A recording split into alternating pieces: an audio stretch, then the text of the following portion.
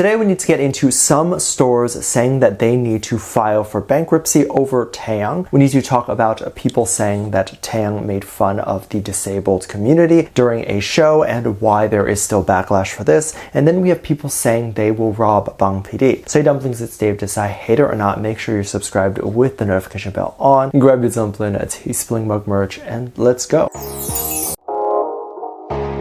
The first story is absolutely hilarious and there's a lot to talk about here. First off, we need to talk about photo cards and what that is all about. If you're not aware, this is not just a BTS thing, but photo cards in general are very much a big deal in K-pop. Everyone fights over getting photo cards, similar to how people might fight over Pokemon cards or whatever. The idea is that you collect all the members of the group and you might carry your favorite member in your wallet. The fandoms might have their own unique way of what they call photo card etiquette. Every fandom is different, so I want to make sure to say that this is not the same for everyone, but the rules are usually take good care of it, don't fold it, things like that. Now, the way you go about claiming these cards also vary, and people get into fights over that. So one very popular way it's been done in the past is through albums. If you buy an album, you might receive a photo card of a random member of that group, and if you want to receive more members, some might have opted to buy like 10 albums and then see which member they can get. Another situation not too long ago was the whole BTS meal at McDonald's. It was believed that if you purchased the BTS meal, it would come with a photo card. However, this wasn't the case. In fact, it seemed like it wasn't anything that was initially considered, as when it was mentioned to BTS and specifically Jin, he was surprised and said it was a good idea to pass along to the team at McDonald's. Of course, if I remember correctly, in order to ultimately get the cards,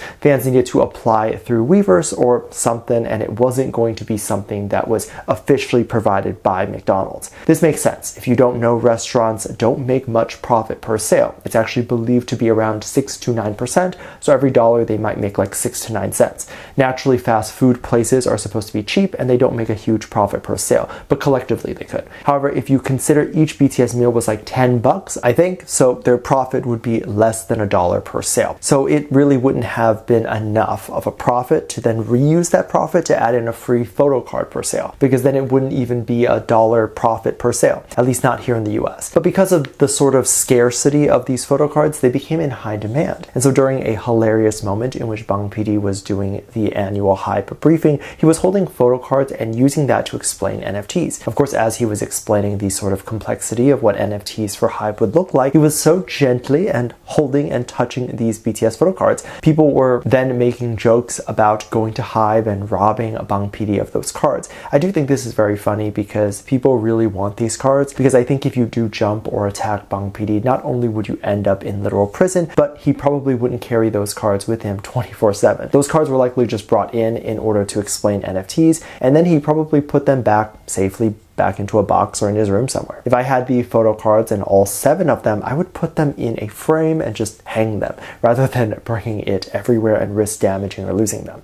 Of course, this would be if I had all 7. If I had 1, I'd probably bring it with me. But I do hope in the future brands who do collaborate with an artist consider things like photo cards, because they're not that expensive to make. It is still just cardboard and ink. So maybe they can just do it and then add whatever the cost to make the photo card would be into the price of the collaboration product. Recently, I think people were very shocked to hear that Tang collabed with a coffee company, and the results of the collaboration came out as he was in the camp. So this was very unexpected for Tang and BTS. Tang is extremely smart and clever for doing brand endorsements right before enlistment and then having it released while he is serving. And who knows, he might actually have a lot more planned throughout the year and a half. He is gone. Tang sort of leaked this collaboration on Instagram when he posted a photo of a jar that said coffee on it with the caption, "I'll be back," implying that there will be content coming out very soon. But I will say this is very clever, because unlike traditional media, the idol doesn't get paid every time the content with the idol's face is used. That means a brand is more likely to be able to afford advertising costs to push the idol's face on a billboard or all over town. Only TV shows or movies that are either from a big studio or have already shown significant sales and success get a billboard. But a company might do it because they have the budget. And this keeps the idol top of mind for fans. As a result, Tang's face is all over the coffee brand Compose Coffee. However, many people were upset over this collaboration and what the brand did.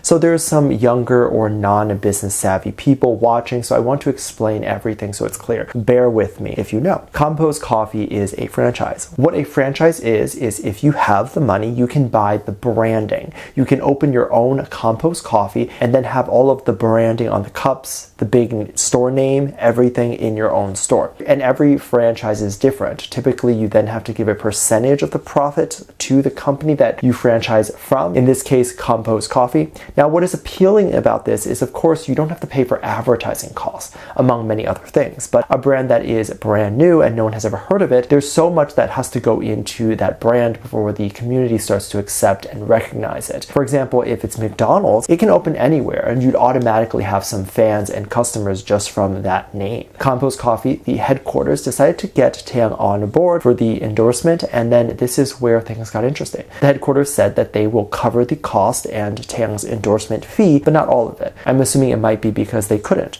and then had the people franchising pay about 1.54 million US dollars to cover the rest of whatever Tang's endorsement fee was. So there were about 2,300 franchises, and each of them had to pay. And it was likely those over 2,000 stores were not going to be able to pay their part all at once. So they had to space it out where each store would pay about 54 US dollars a month for more than a year. There was an initial objection because it appeared like the individual stores never asked for this endorsement, and then now it's an additional fee. And I believe I read some people say that they would have to go bankrupt or whatever it is over this. However, this is exactly the problem with franchising. You don't have control over things. So things like this can happen all the time and you need to eat it. Now, I don't know the full story, but it's reported that it costs $200,000 to $400,000 to open a general coffee franchise. So I would assume $50 a month isn't so crazy, but that $200,000 to $400,000 price varies from store to store. However, there is a happy ending because Tang actually apparently caused 12 million people to sign up for Compose Coffee app within just 10 days.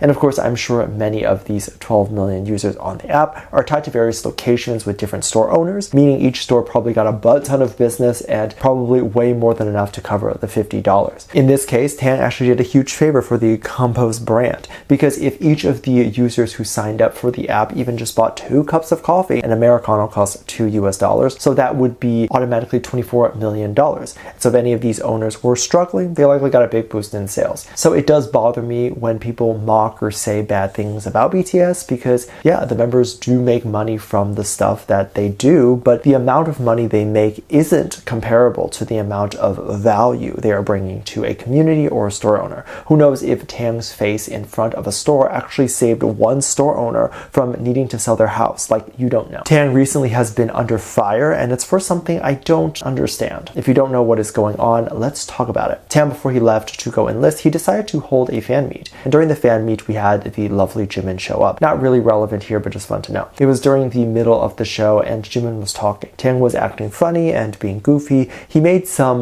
movements and pretended to be cold. He was just being goofy. Some really sick people on the internet started to say that Tang was mocking people with autism and cerebral palsy. Now, this issue existed before, but has now resurfaced, and people are talking about it again. I've mentioned it before, and the really sick people here are the ones that are making the comparison, because the only way you can say Tang is mimicking a certain group of people is if you identify those group of people as having those characteristics, and that is disgusting. However, I do want to say it doesn't even irk me anymore when people write these things as much as it irks me that people believe these things, that it suddenly catches on and then people believe Tang is mocking a whole community and people don't look into things. So if the haters were to preface a clip here where they say Tang was playing charades, people would believe that, and that is the issue, because haters love to take things out of context and then use that to send hate. However, that was literally not what was going on, and Tang was just being goofy. That was it. Let me know what you think. Make sure you check out my Patreon for more videos, link down below. Thanks, just leave a comment right here. Love you, bye.